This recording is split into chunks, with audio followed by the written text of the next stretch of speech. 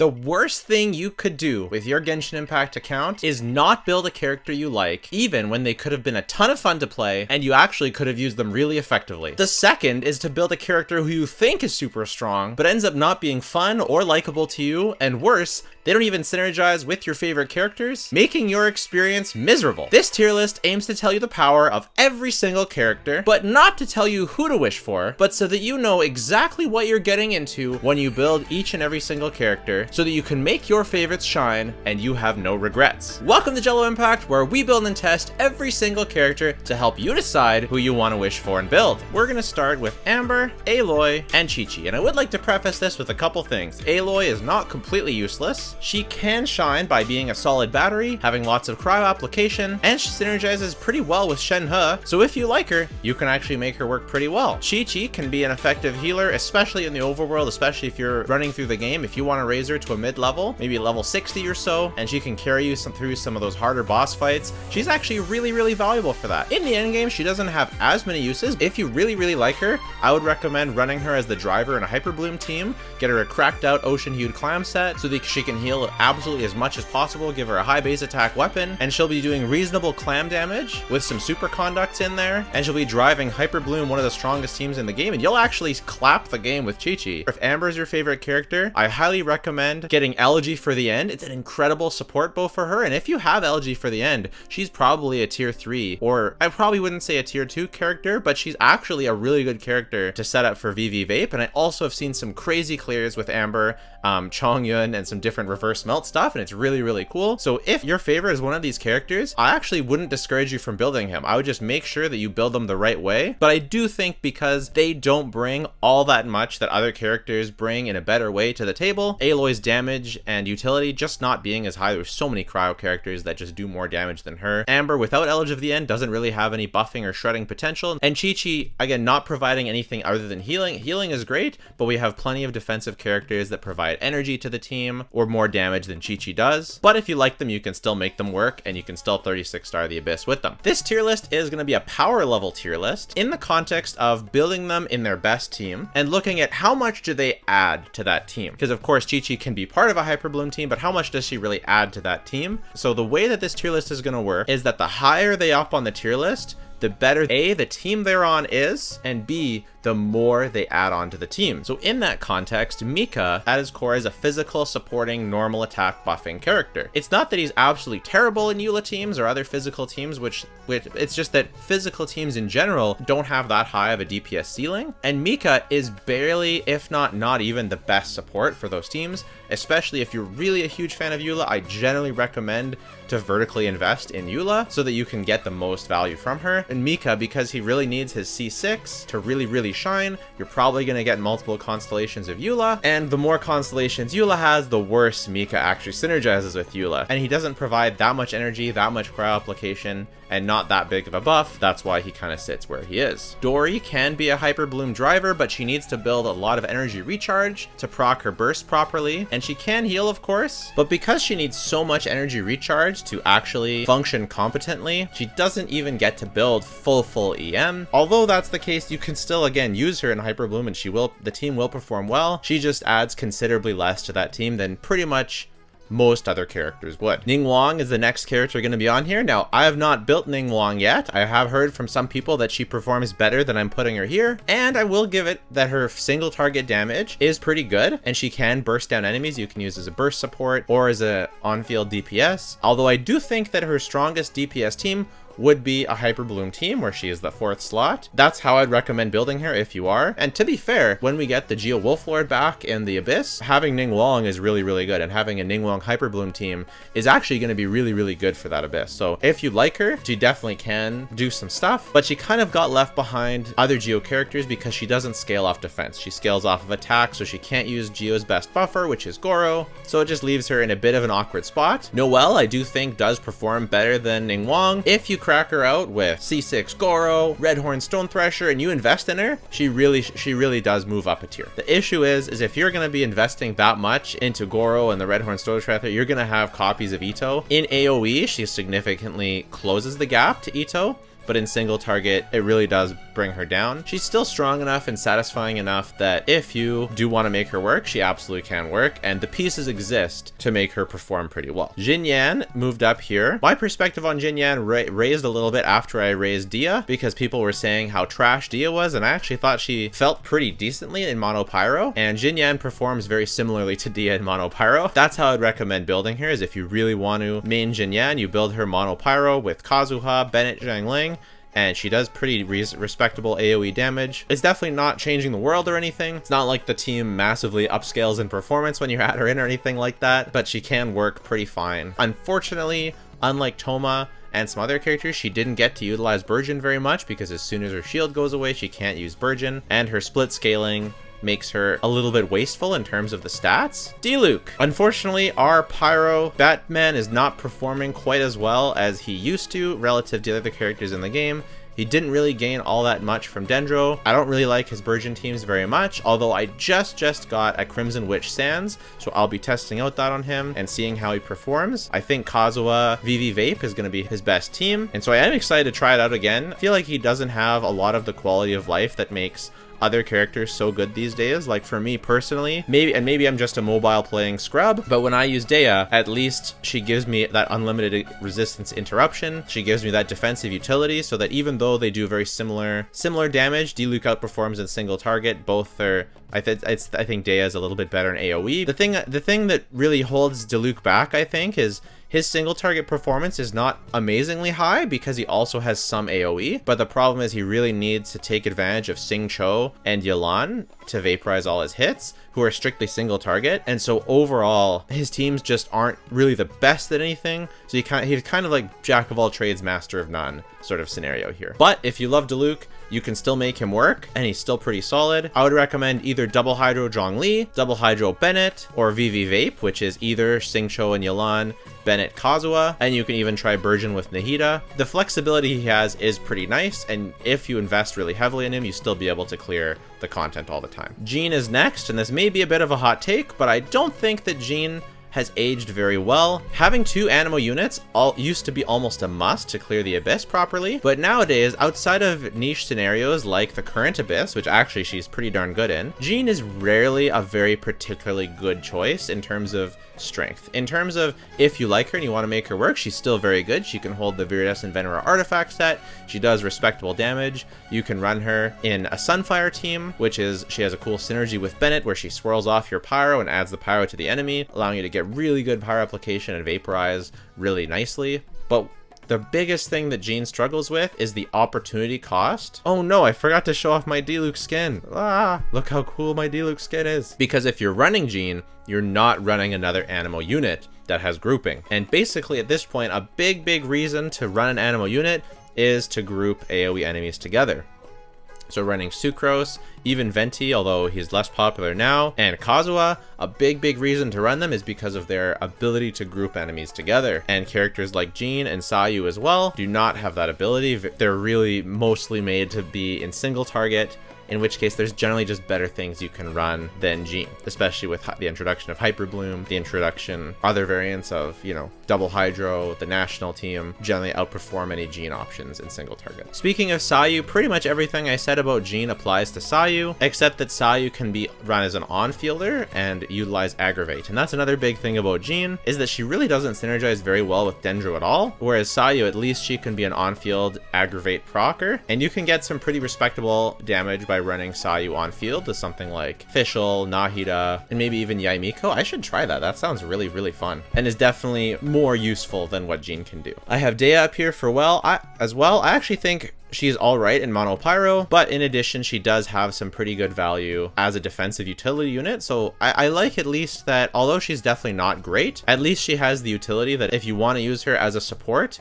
you can, as an off-field, you know, support in Melt Ganyu teams, or maybe even Hu Tao teams a bit. But if you want to use her as an on-fielder, you can as well. And as long as you, very similar to Jin Yan, if you want to build her up with good artifacts and put her on that Bennett Zhangling Kazuha team, she'll perform well enough for you. Diona's the next character. This is probably another hot take, because a lot of people really think very highly of Diona, and I don't really love her that much because, number one, she basically provides healing and energy but doesn't really add any damage or buffing. Now I know she gives 100 EM at C6, but outside of Melt Ganyu teams, that 100 EM really doesn't go anywhere. She doesn't provide enough damage to really add anything to mono Cryo. And in freeze teams, you can use her instead of Kaya, Rosaria, or Shenhe, but you're losing a lot of damage compared to other things you could be doing on that team. And I forgot to mention, even in Melt Ganyu, by using her burst, she provides sometimes too much Cryo, which means that it's going to ruin some of your melt damage, completely ruining the EM buff that you're giving. And in general, I just don't think her shields are that insanely strong. Although I know a lot of people in the comments will want to put them higher, and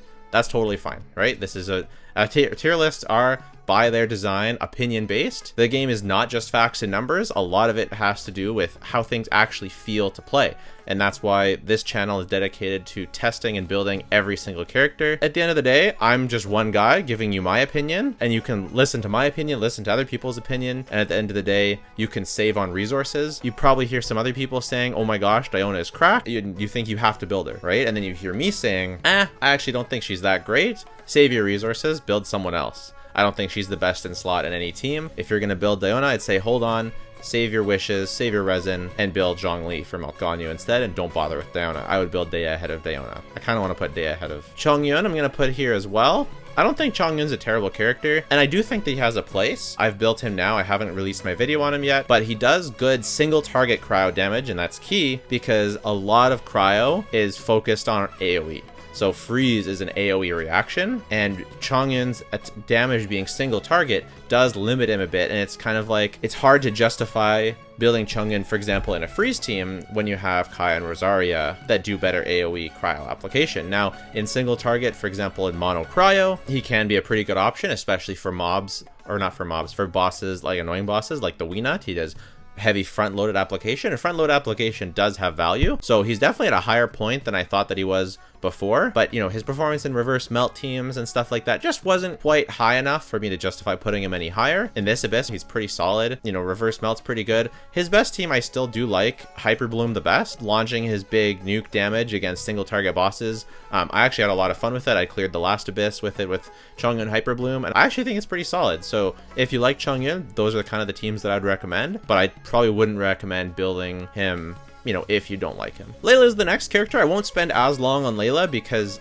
although I do like her quite a bit better than Diona, they're very, very similar in the fact that she doesn't add all that much to the team outside of the defensive options, but she does do more damage than Diona. If she gave energy regardless of whether her shield broke or not, I would actually put her up into tier 2 because I do really think that as long as her shield's not getting broken and she's providing that energy, she really does add a decent amount to the team. I have her built on Harbinger of Dawn because it adds a lot of stats and she generally will stay at full HP. And I love her on my mono cryo team. I like her in my Eula team. And overall, I think she's just a solid character. But that slight inconsistency with her shield strength, being her energy generation tied to her shield strength, puts her right here for me. For the record, all the characters in this tier list, if they're a 5-star, they're going to be judged at C0. And if they're a 4-star, they're going to be judged at C6. We're ranking each character at sort of their max-ish potential. If you love a character, you want to invest in them. But, you know, 4-star weapons, C0, 5-star, so it's still free-to-play friendly.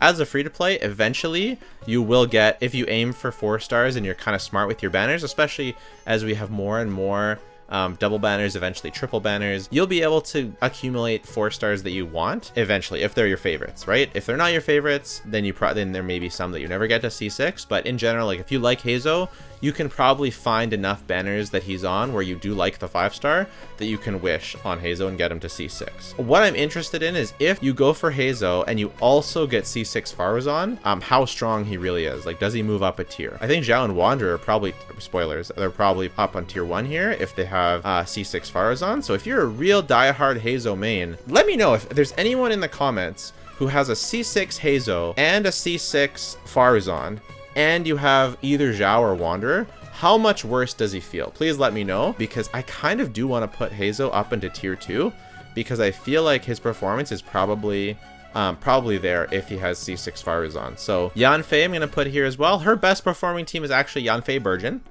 So if you run her on full EM and run her with a Burgeon team, Baiju, Xingqiu, Nahida, something like that, this is actually her best team. She can also work as a shielder for Ganyu or Hu Tao. I don't like her as much there, and you can run her as a DPS, but since she can work better in Burgeon, I would kind of recommend going for that. It's kind of funny because it's not not what you'd expect, but if you are a diehard Yanfei main, try out Yanfei version, especially for AoE. For single target, probably Vaporize is still going to be better. So there you go. Oh, I forgot to show her here, so we can't look at her cute animations. Kaveh is the next character. I level 90'd my Kaveh on day 1 and got his talents up and tried him in some different teams, and unfortunately, I just didn't really like him all that much. Now, if you're a diehard Kaveh main, he does have some use cases. Like, he's pretty good driving Hyper Bloom, but I really do like having Nahida in that team. I think if you do have C6, he can sustain himself as a budget Nilou in a Bloom-based comp with full EM.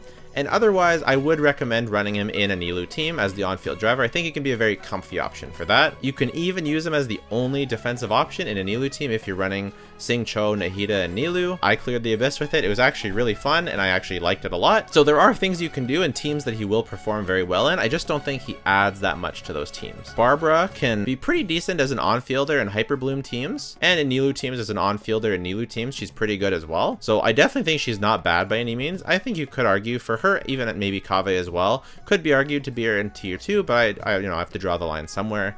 And I think that just the amount that she adds to those teams, especially because in a Hyper Bloom team, you're generally going to be running her with Kuki, and therefore you already have the healer slot taken care of. So if Kuki wasn't a healer, then I would put her into tier 2. Kaya is actually a really good character.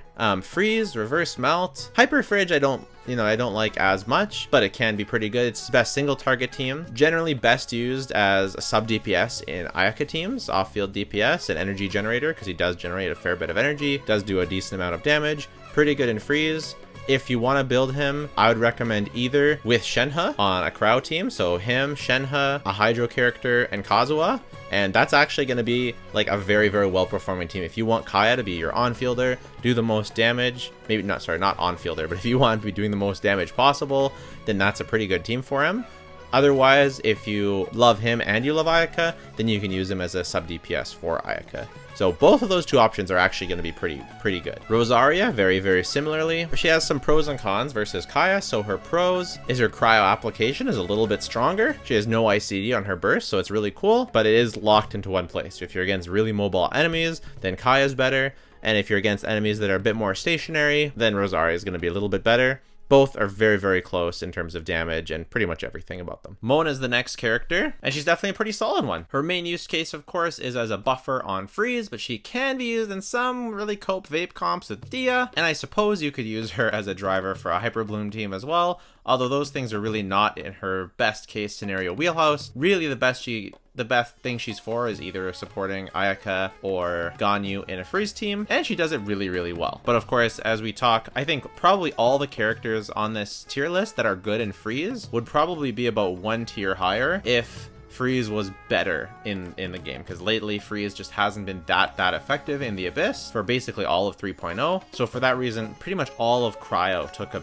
bit of a hit, and any character that relied on freeze took a bit of a hit, and you'll see that even more as we go on. Candace goes here. If you're not sure why, I won't go over it fully in this video. I made an entire video about Candace that you should definitely check out. She's really, really, really, really good in Nilou teams. She's pretty good in Hyper Bloom teams, and she's all right in freeze as well. Actually, a really solid character, and not just aesthetically, I actually think her in-game performance is pretty good and better than a good chunk of other characters. You could even if you're arguing at C6, which we are, part of me doesn't want to put her at C6 because it'd be really hard to have a C6 Candace at this point in the game. So she's kind of even maybe placed a bit lower than if I don't even have C6 Candace. I do really honestly think she could move ahead of a bunch of characters in this tier if you have her at C6. Oh, I'm just gonna leave her here for now. Razor is the next character because he's actually really, really good in Burgeon teams. Thundering, Furry, Razor, but you do need a few things. You need C6 Bennett,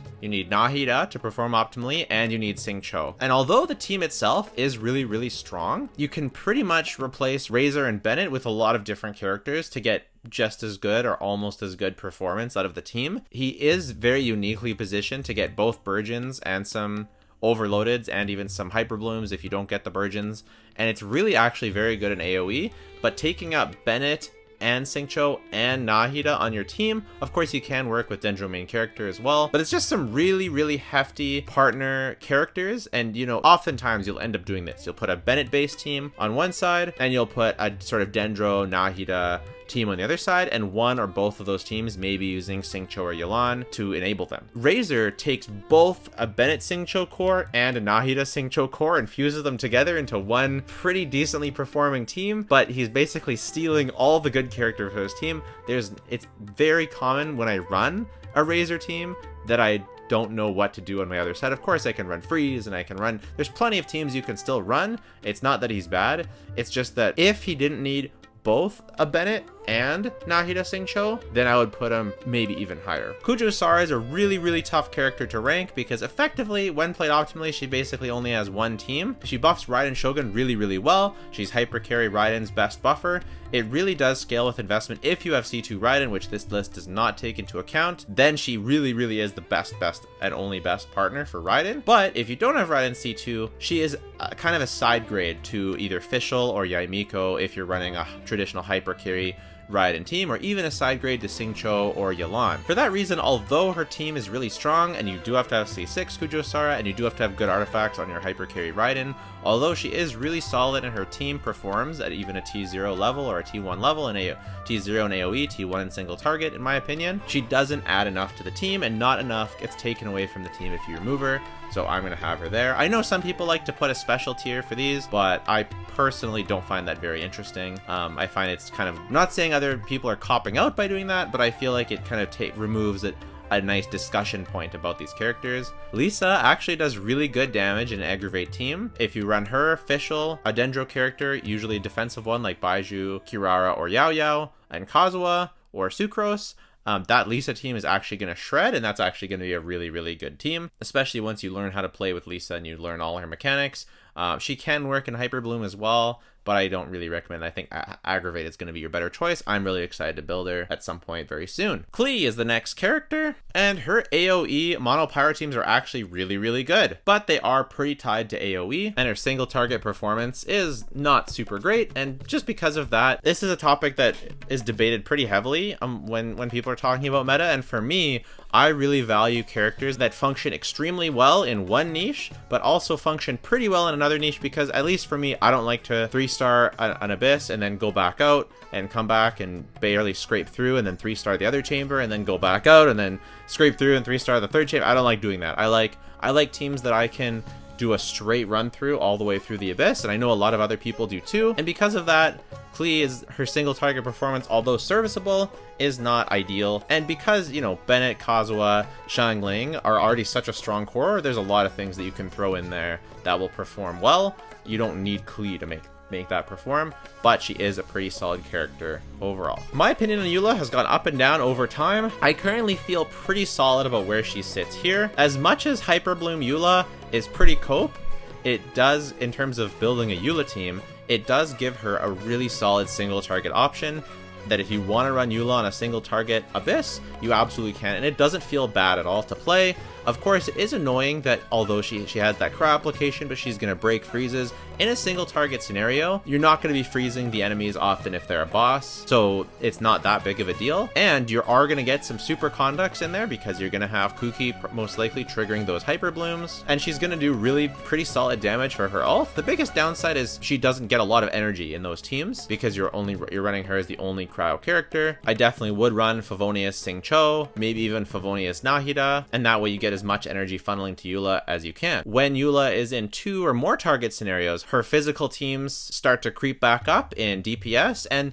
honestly, at least the team that I've played, Raiden, Eula, and then either Shenhe or Rosaria, usually Zhongli for the last slot, although I don't have Zhongli yet and I've been using Layla. I actually like that team a lot in AoE. I cleared the last Abyss with it, and it actually felt pretty darn good. So I've raised my opinion of her, and I think that if you're going to go for her, I actually think that you're going to want Zhongli and Raiden and C6 Rosaria or Shenhe. And of course, you can switch Raiden for Fischl as well, but I like the Raiden Eula comp better for me personally. You can also do some funky things like run both Rosaria and Shenhe with Kuki, although I didn't like that one as much. But I think she's a pretty solid character. Not super insane, but definitely not super terrible either. Beidou is the next character. I think the biggest downside for Beidou is that she's kind of in a weird spot where she's almost similar to Yoimiya, where she's an off-field character, but she has a fair bit of maintenance in that she requires certain things to work with her. Like, you need the on-field character to be doing, you know, normal attacks to proc her burst. So if you're running a team that maybe doesn't use normal attacks, then it's not going to synergize super well with Beto. You also need to really run her with another Electro unit of some kind, and usually that's going to have to be an on-field character, or you're going to have to running her with Fischl. And if you're running with her with Fischl, then I guess, what are you doing? On-field, like with Dendro teams, you're doing on-field, I don't know, Nahida? Kind of weird. And she's also sort of a defensive unit, but not. But she is really, really strong off-field. If she did better single target damage, I would absolutely have her in tier 1. She is definitely a tier 1, maybe even tier 0 character if she always did her max damage, but she does her max damage when there's exactly 2 enemies. And so if there's exactly 2 enemies, she's tier 0. If there's maybe 3 enemies, she's tier 1. And if there's 1 enemy, she's kind of tier 3. She's kind of cool. So I think tier 2 is where I want to put her. Though this particular Abyss with the elemental checks, she actually is really OP on both sides, because that final chamber is literally 2 target enemies, so really, really good. She's still a great character though. If you love Beto, she will shine for you and she'll be really, really strong. Yunjin and Yoimiya. Because I don't have Zhongli, I've opted to not do a full review on Yunjin at this time, but essentially because of everything going on with her, Yoimiya is the only partner that can truly take advantage of her. I will explain it right now because a lot of people got mad at me for saying this, and they're like, oh, she works with Ayato, she works with Wanderer. Yes, but Ayato and Wanderer are, yes, they're normal attacking characters that do damage with their normal attacks. They take advantage of Yunjin's buffs, but they're also AoE characters. And in AoE, Yunjin, similar to Shenhe, gives a limited amount of stacks. And so in AoE, they use up those stacks so quickly that it's barely worth running Yunjin. You're much better off running other characters that can either buff your hyper carry for all of their hits, because think about it, if you're only buffing the damage done against 2 enemies when there's 10 enemies to fight, well, even if you buff those 2 hits really, really effectively, it doesn't help against the other 8 enemies that you have to fight. Whereas if you're adding something like a Fischl or a Beto or something else that can do off-field damage, you're hitting all the enemies. And Yoimiya, she's single target, so buffing all of those hits against that one enemy going to be really good. But if you're Ayato, unless he's fighting a single target boss, or Wanderer, unless he's fighting a single target boss, in which case Yunjin's a good option, but Ayato and Wanderer shine in AoE scenarios the most, unless you really hyper invest into Wanderer and you use his signature weapon and stuff like that, and you're just doing normal attack spam, but his charge attacks are so insane that you're normally going to be wanting using those. So that's why Yunjin sits here. And Yoimiya, basically she's really quite good in single target, but similar to how I've talked about Klee, who's basically only good in AoE, Yoimiya is basically only good in single target. Alright, my hottest take on the list so far is that Ganyu is here. And you can see, okay, hold on, this is a good tier, right? Just because you're tier 2, these are not bad characters. Even tier 3 are not bad characters. Even tier 4 are very, very much usable and solid characters to clear even the hardest content in the game if you build around them properly. The thing with Ganyu is that she just doesn't add enough to her teams to justify her being any higher in this power rankings tier list. She's good, don't get me wrong, this is still a good placement. If you love Ganyu, she's good enough that she can function really, really well in melt teams as well as in freeze teams. The Abyss doesn't favor freeze, and Ganyu's specific freeze relies on Venti to group everyone together, and she can get that quadratic scaling from her burst. She also works for Hyper Bloom teams as an off-field burst support, but people who love Ganyu don't really want to hear that, but it's not like it's the best version of Hyper Bloom or anything like that. Similar to Eula, it can be used, especially when there's a mix of AoE and single target, so that you can get the freezes with Ganyu on that AoE, and she doesn't shatter them like Eula does, and she still gets some good damage from her burst. But I would say compared to the other characters, she's not as strong as she once was. Kale. Basically, Kale is here for 2 reasons. She adds quite a bit to Nilou teams. I think now people are starting to recognize that Kirara is maybe a better 4th slot in Nilou teams than Kale, but previously she was the best 4th slot, so she still is a really, really excellent 4th slot in Nilou, Nahida, Kokomi, and Kale. And if you love Kale, that's kind of the team that I'd recommend going for, but she's also really quite good in aggravate teams, especially if you can run Keqing, Fischl, Kale, Kazuha quick swap and not need a healer, you can really get away with some nice things with Kale. She, especially if you use the elegy for the end bow. I would say if you're using the elegy for the end bow and you are okay with running no healer on that quicken team, she could even be considered a tier 1 character because the elegy does add a lot for her. But I think this is where I would put her, not including any sort of 5-star weapons. Dendro is just such a broken element, and she has some nice front-loaded Dendro application, and on a quick swap team, that's really, really good. And those teams, unfortunately, they perform well, and she adds more, in my opinion, than these other characters. The Dendro MC, I would put Animo in probably tier 3. I'd probably put Electro in tier 3 as well, because you can do a similar thing to Razor, and probably put Geo in tier 3 as well, but probably more to the lower end of tier 3. But the Traveler doesn't have as much front-load application, but they do have a bigger AoE and a better off-field sustained presence. So on Hyperbloom teams, then Dendro Traveler is going to be the superior choice, and Hyperbloom teams are insane. If you don't have Nahida, Dendro MC is often the best choice for a Hyperbloom team, and Hyperbloom is broken. So you just need to build lots of ER and run them with Xingqiu, Kuki, and one other character, either Fischl or Yelan, and you're going to be laughing. I'm going to put Keqing here next. Keqing quick swap, really, really good. Keqing, you're going to run Keqing, Fischl, a Dendro character, and Kazuo. I think the biggest advantage that Keqing has over other on-field Electro drivers for Aggravate, so that would be Yoimiya and Sino and Lisa, is that she has the most iframes of any of these characters. And iframe stands for invincibility frame, so it means you can dodge easier.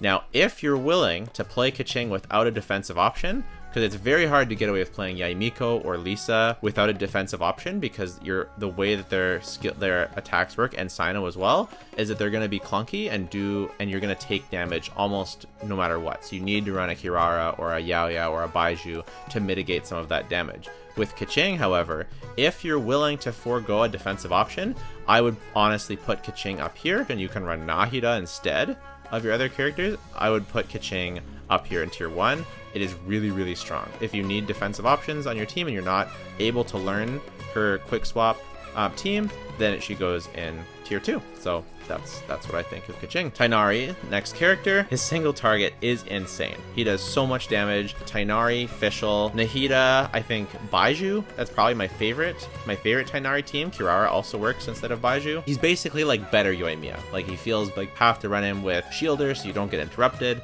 Basically only good in single target. Somehow he even has less AoE than Yoimiya. So for that reason, I can't in good conscience put him up in tier 1.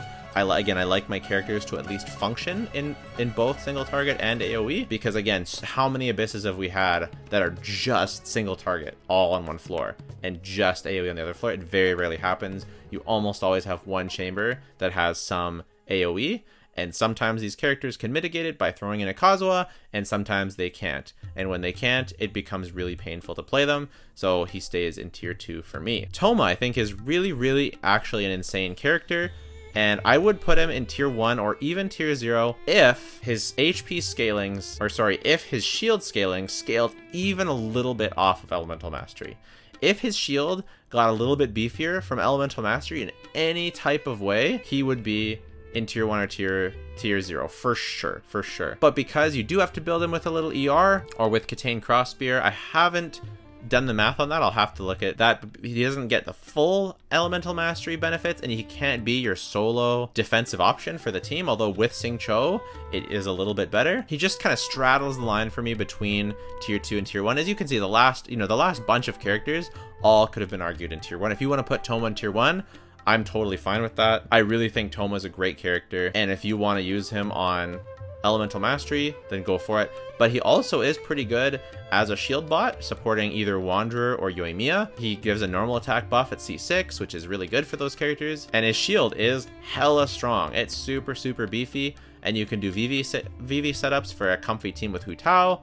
I really, really like Thoma. I've always liked Thoma. I've been a Thoma defender for a long, long time. It's nice to see him be accepted for the Elemental Mastery Chad he is, but I've liked him even when he was just an HP bot. So So go for Toma. Toma's good. The final characters in tier 2 are Albedo, Ito, and Goro. I was really torn as to whether to put them in tier 2 or tier 1. They're really close. Albedo, this is basically the team you maximize his potential in. You can run him with Zhongli and double Geo, and it is still good. He's still going to do great damage, especially if you've got a well-invested Husk set and Zhongli for Geo resonance, because you need that shield. Albedo is going to be solid. His EM buff that he gives, I mean, it's going to help Hu Tao, right? It's not going to be 0 damage.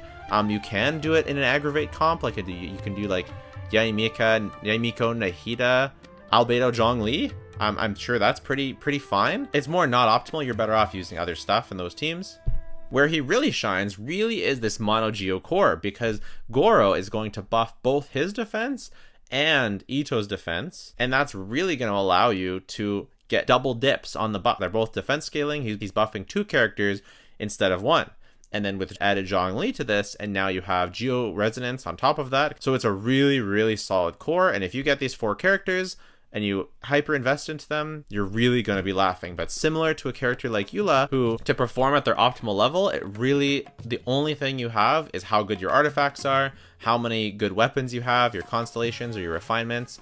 You know, if you have R5 Serpent Spine on your Ito, maybe he moves up to tier 1 and pulls the rest of these guys with him. If you have his signature weapon, the Red Horn Stone Thresher, probably again goes up to tier 1. But just as is, like if you're using an R5 White Blind or something like that, or R1 Serpent Spine, it's more of a tier 2 because he really scales off of those weapons, constellations, etc. Those raw stats. The floor for this team is lower, and the ceiling is about as good as other teams. Say you get Goro at C6, you get Red Storm Stone Thresher, now we're looking at tier 1 material. That's what I think. I already actually talked about Wanderer quite a bit when I was talking about Heizo and Yunjin, but he's a really solid character. This tier 1 placement is assuming that you have C6 Faruzan. Without C6 Faruzan, he's definitely moving down to a tier 2 placement.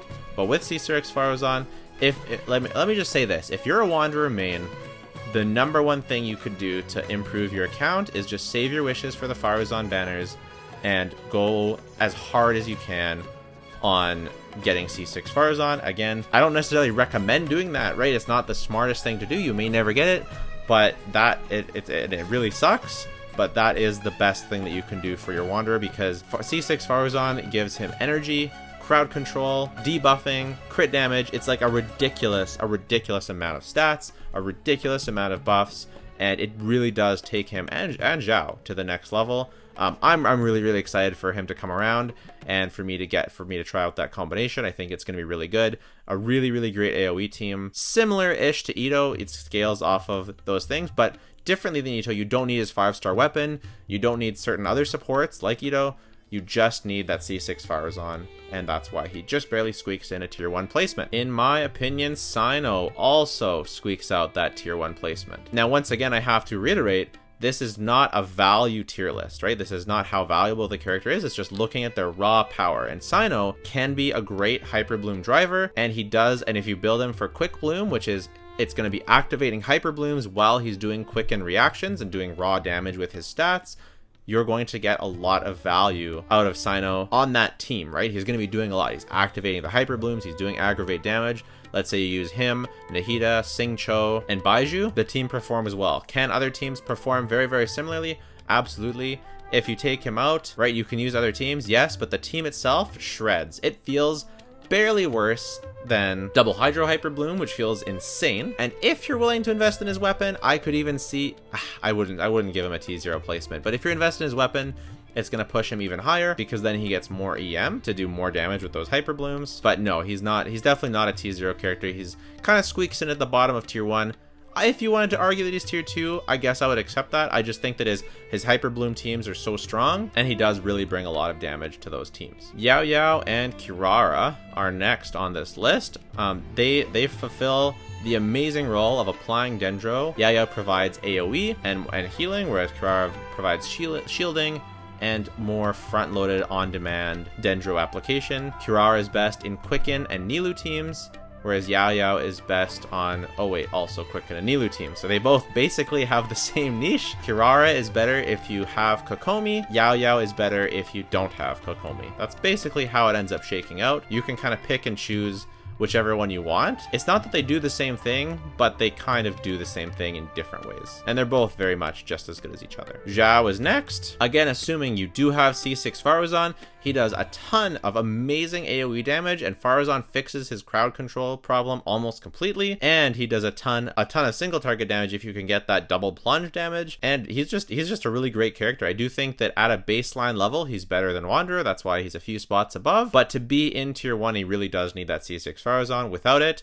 he's more in line with Ito, somewhere around there. But if you're a Zhao main, you know, definitely prioritize that C6 Faruzan. It is a bit awkward, right? Because you're going to probably get a constellation or two of Wanderer, but at least with the double rerun banner, you have the opportunity if coming up, if you want, you know, for example, Kokomi, and she's running on the side of Wanderer, if you want the other character, and you were going to go for Kokomi anyways, you can go for copies of Faruzan for your Zhao without having to go for Wanderer. It's a bit scuffed. This is where I'd put them both at C0 if you have C6 Faruzan. If you're a Zhao main, get C6 Faruzan, get Zhongli. Speaking of Faruzan, I don't need to talk about this at all. I've already talked about it so much, but she gets the spot just above Zhao because she kind of carries this team, similar to how Goro gets the spot above these two because he buffs them so much. Yeah, anyways, she's just insane. Everything she does. You know, we already talked about Madame Faruzan at length. I'm really looking forward to getting her and trying out all these teams. Venti's a really tricky character to place. He's so good when he works and so bad when he doesn't work, but not bad, right? Because he still has VV, he still has energy refund, which the element he swirls, I think he gives 20 energy to that element. He still does some suction, so I think I'm gonna actually bump him down a couple spots, but I still think Venti is a really good character. It's tough because if he works, he's the best character in the game, and if he doesn't work, then he's kind of tier 2, right? So he's either tier 2 or he's tier 0. Really hard to say. Where do you place a character like that? I think right in the middle, so we're just gonna put him here, and we'll see what happens in the future. Really very meta dependent character. Zhongli, I know that more casual players are gonna hate me for not having him here, and a lot of theory crafters or more hardcore players are gonna be mad at me for not having him here. He's at least here, right? Because he is the best option in a mono Geo team. You're going to need his shield for Geo resonance, but he also is Zhao's best option, so I think he does also belong here. He's also, and I'm gonna spoil it a bit, Hu Tao I think is the next character on this list, and he is part of Hu Tao's comfiest team, which is double Hydro Zhongli, and he's a lot of characters' comfiest team, right? Ganyu, Yoimiya's, you know, we talked about Zhao, Wanderer, Ito, right? He's a great pick for all those characters, for Eula, even for some of the higher tier characters like Hyperbloom. He's a very comfy pick for that team. So Zhongli's value is, it's like, how much do you value that defensive option? He's also a solid option for comfy team and aggravate, but I think he at least belongs right here because he is part of Zhao's best team, and he's part of Hu Tao's comfiest, pretty much best team. So that's why I think Zhongli deserves a spot here. Let me know what you guys think. Getting really into the high crops of the characters here. Hu Tao is a really good C0 DPS. She's awesome. She works great, and you can do double Hydro, and the fourth slot can be Zhongli for comfort. It could be Fischl. It could even be Toma. It could be Xiangling for more damage and for some AoE. She's really a great character. At C0 with a 4-star weapon, however, Hyperbloom, even Hyperbloom without Nahida, comes really close, if not surpassing. With Nahida, it surpasses. Without Nahida, kind of just below what Hu Tao can do at C0. If you have C1 and you have Staff of Homa, I do think she is a T0 character, but as is, I think she's a T1 character. You can also put Kazuha as that last spot, and she actually has some solid AoE, and so she beats out characters like Yoimiya, carry you through those single target chambers, and hold her own in AoE. Yaimiko is next, pretty much the exact opposite. She runs Fischl instead of Xingqiu, and then Nahida, and usually Kazuha if you're going for the max damage option, although I highly recommend going with either Kirara, Yao or Baiju for a defensive option on the Yaimiko team, and she is incredible in AoE and serviceable in single target, so kind of like opposite Hu Tao. You're going to be running her on field, using some normal attacks to take advantage of Fischl. It does take some time to learn the rotations and make sure that you're not letting the turrets expire and bursting at the right time and all those different things, and you have to learn how to dodge, especially if you're not running Kirara or Baiju. If you're running Yaya as the defensive option, it can be pretty brutal. I also really like her on Raiden hyper carry teams, and I think Raiden carry teams are really underrated. I actually think she's in general the best option for Raiden hyper carry teams, so Raiden, Yoimiya, Bennett, Kazuha. It does extend rotations slightly, but most people aren't playing with perfect rotations anyways, and its multi-wave AoE performance just eclipses everything, and it's good single target as well. Shenhe is next. Shenhe is really, really good. I put her just a couple spots below Ayaka because personally, I would rather run Ayaka with either Rosario or Kaya than I would run Shenhe with either Rosario or Kaya and not Ayaka. But Shenhe does some really good things for Cryo in that she front loads a lot of Cryo damage. She gives just raw Cryo damage in single target, which Cryo desperately needs because a lot of its power came from freeze, and so you need that front loaded single target damage to kind of get some of that back. So fighting bosses with Shenhe and Ayaka feels amazing. Like personally, Perpetual Mechanical Ray, fine. Jade Plume Terrashroom, no problem. Like anything is fine. If even Weenut with Shenhe, totally fine. She totally changes the dynamic of your Ayaka team and the versatility that it allows you to run her in. So I think she's a really valuable and very strong character. Ayato, also very valuable. I just realized I forgot to show Shenhe's model in the corner here, and that is a total crime. I'm very sorry. Ayato is next. He's a really good character. His best team, at least how it feels to me, is either Hyper Bloom or a soup team where you run Fischl, Bennett, and Kazuha, and it feels really good in AoE. And very good in single target as well. You can also run him for Xingqiu in like a weird hyper carry team along with Yunjin. And of course, Hyper Bloom is just broken and he applies a ton of Hydro, so he works great as an on-field there in Hyper Bloom. You can run with Kuki, Nahida, and maybe Xingqiu for even more Hydro and more damage. So Kokomi is next, and we're getting right to the top of tier 1 now. I think her power as a unit has really expanded into more roles with Nilou, with Hyper Bloom, with different things. Of course, she's not, you know, as crazy of an option Hyper Bloom as someone like Xingqiu or Yelan, but she is still a really good option, and she's the only off-field consistent Hydro applicator except for Ayato, but she also consolidates healing, which is just extremely valuable, and it's extremely valuable in Nilou teams, it's extremely valuable in Freeze teams, it's valuable in Hyper Bloom teams, although not as valuable in Hyper Bloom because you have Kuki. She's still a really excellent character and very close to tier 0 for me. Ayaka is next. I had Ayaka at tier 0 in my last tier list, but I just think that Freeze has just become even less relevant since then, and Kazuha not being able to group things as well as he used to. Other forms of AoE like Nilou have taken over. She is still so versatile though, and she's still good against bosses, especially if you have Shenhe. If you have the Mist Splitter, she's absolutely tier 0 character. Just takes her to insane levels. I think she really straddles the line to tier 0 anyways, but I just don't want to have too many characters. I already have way too many characters in T0. Baizhu is the next one. He has all the positives that I talked about Yaya and Kirara, basically, except that he can also be an on-field Dendro driver for Hyper Bloom. Need I say more? He can be either your second Nahida or replace Nahida if you don't have her. Dendro is an insane element, being able to apply that much of it well on field while consolidating your healing.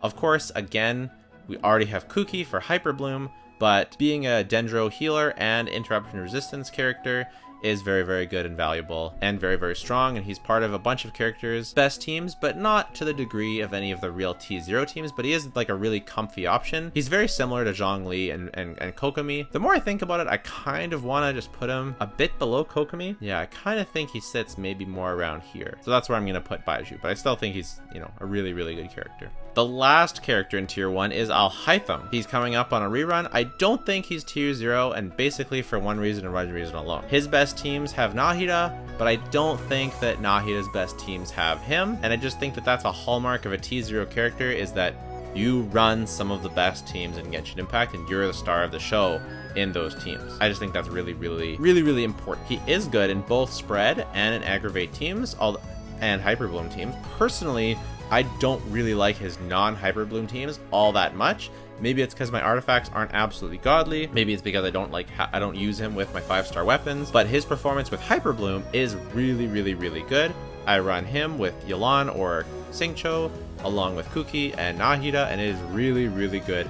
Feels amazing. Feels almost as good as Double Hydro Hyper Bloom, although Double Hydro Hyper Bloom is still my favorite Hyper Bloom team. But freeing up one of those slots is really valuable. So in that way, he's almost a very similar Sino in that my favorite team is Hyper Bloom, but he's not the crux or the focus of that team. But he is really, really good at it, and if you have insane artifacts or vertical investment into him, his spread teams and can outpace his Hyperbloom teams. But it requires sort of more dolphin or whale, so we're not gonna take that into account. I think he's a perfect top tier tier 1 character. S tier, the bottom of S tier, we have the dynamic duo Tartaglia and Zhongling. They make up the core of the international team. It is one of the best AoE teams in the game, if not the best AoE team in the game. I do personally think that Nilou eclipses the team, but I haven't tested them side by side with equivalent artifacts or investment or something. It really depends. If they're groupable by Kazuha, then this team wins out. If they're not groupable by Kazuha, the Nilou team will win out. So it really is, you know, we're at the top of the top. We're in T0. I know some people would say that, oh, you know, National is already good without Tartaglia. The reality is that his scalings are just so insane with Riptide that he is a T0 character in that team. He adds something that no one else can add to that team. It's ridiculous what he can do. Sucrose is really, really insane.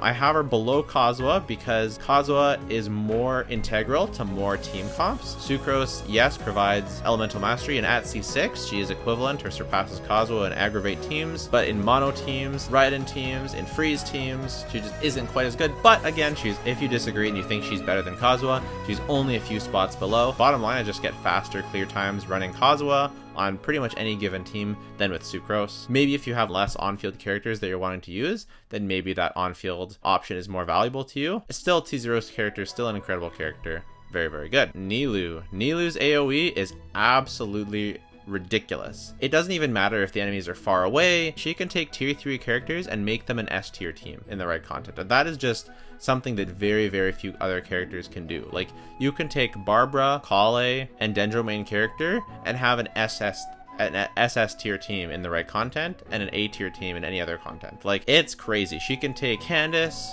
Yao Yao, and Nahida, and it's an SSS tier team. Like, it's mind-blowing how much she adds and how strong she is. I really couldn't say enough good things about Nilou. Best AoE team in the game. And if you run her with Nahida Singcho and Barbara Kokomi, or even Yao Yao, or even Kirara, her single target actually is really, really good. Like, I cleared the Jade Plume Terror Stream, which should be Nilou's worst nightmare, and I was actually worried for the team, but I cleared that in like a minute. And that's a ridiculous time for a team that's not good in single target and has a Dendro resistant, like 40% Dendro resistant enemy. That is absolutely bonkers how good she is. Full stop, all the time. AoE single target, doesn't matter. Fischl, if you're not sure why Fischl is here, just go back and listen to how many times I've talked about Fischl being a part of a character's best team. She's ridiculous. I think I actually just want to put her just behind Nilou, but Fischl is an absolutely insane character. She basically is aggravate. You don't have aggravate if you don't have Fischl. She has insane synergy with aggravate Electro. She's a great 4th slot in Hyper Bloom, 100%. All you do is place down her skill and she does all that. LGC is a little boring to play. You just place down her skill, but it's snapshots. She's absolutely a ridiculous character. Bennett. This might be one of the lowest placements you see Bennett on anyone's tier list ever, and it's really tough for me to place him here because I think he's an absolutely bonkers character. What Bennett provides is insane. Basically unlimited healing. It is restricted to sort of circle impact, you have to stay within Bennett's circle to get that healing, but also that ridiculous attack buffing and really good pyro application that you can utilize to get even more damage out of. So he has amazing synergy with the next character on the list, Kazuha. He's the only character I think that buffs all of your character's elemental damage. It's like it's a ridiculous buff. So he basically makes mono teams viable. Like, he's incredible with Cryo, Aggravate, with Hyper Carry, Raiden, with Soup, with International. Like, those are some of the strongest teams in the game. Like, what even else is there? Like, he's one of Hutao's best partners. It's so ridiculous how much he elevates so many characters. The next two characters are Kuki and Raiden. Raiden, without Hyper Bloom, I would actually still put her in S tier, but I would put her over here because I still think that her versatility as a hyper carry, she takes National to the next level, especially if you're a scrub like me and don't know all those way too dank rotations. But she really does add a lot to that team, a lot of damage, a lot of energy recharge that you don't have to build, a lot of ease of use. It's definitely the best single target version of National. Of course, Child taking the AoE crown, but for AoE, she is no slouch either. As long as you run her with Coswell Bennett, you can have a flex 4th slot of Yoimiya, Official. I personally prefer either Yoimiya or Kujo Sara. The current Abyss, with the 2 waves of Whopper Flowers and the 2 waves of Sumeru Doritos, I cleared in less than a minute with Raiden Yoimiya, all on 4-star weapons with C0. But her single target got an incredible boost with Hyper Bloom, so she kind of makes it to right in line with Kuki by default. Technically, she is a little bit higher of a damage ceiling than Kuki, but Kuki provides that healing. And we only have a couple characters left, so we're going to talk about them all together because the Hyper Bloom team is absolutely, in my opinion, the very best team in Genshin Impact. I don't think it's very close. It is so crazy good, it's by far and away the best in single target, and really, really very competitive in AoE as well. Because of how good Nahida's AoE application is, you're going to get some blooms just from running into people from Xingqiu. If you don't need the defense and you can get away with just Raiden and with just Xingqiu as your only defensive slot, which can be done, like, mind you, because it is an easy team to play. You're just mash and click and then dodging when you have to. You can get away with double Hydro, Nahida, Raiden, but it's not the most comfy. So if you value comfort, Kuki goes ahead.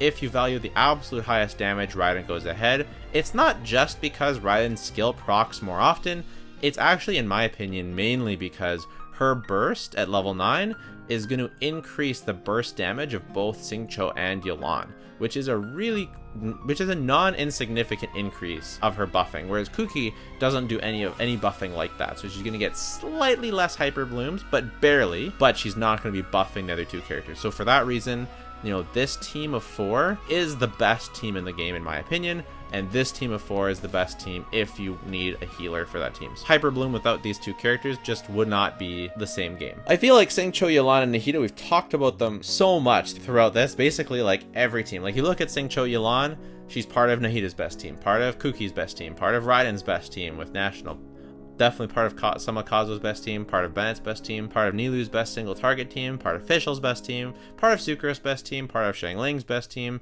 Obviously, Child's a replacement for these characters. Part of Ahaitam's best team, really good with Ayaka.